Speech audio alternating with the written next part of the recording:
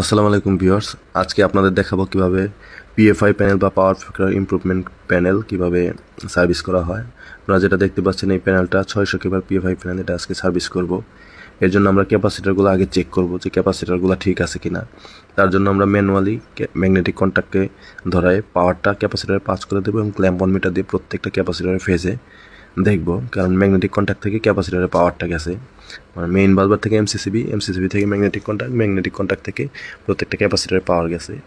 যার জন্য আমরা ম্যানুয়ালি প্রত্যেকটা ম্যাগনেটিক কন্ট্যাক্ট হোল্ড করায় ক্যাপাসিটারের পাওয়ার দিচ্ছি এবং ক্ল্যাম্প অন মিটার দিয়ে আমরা চেক করে দেখতেছি যে ক্যাপাসিটারগুলো অ্যাম্পিয়ার নিচ্ছে কিনা অ্যাজ পার রেটিং অনুযায়ী।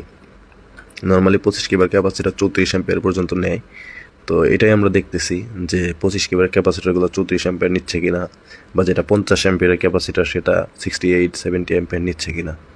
তো যেগুলো ক্যাপাসিটার অ্যাম্পিয়ার ঠিকঠাকভাবে নিচ্ছে না ওগুলো আমরা চেঞ্জ করে তারপর ভালো ক্যাপাসিটার ওখানে সেট আপ করবো এবং পাশাপাশি আদার্স অন্য কোনো সমস্যা আছে কিনা এগুলো চেক করে ফাইনালি পিএফআই প্যানেলটা ওকে করব।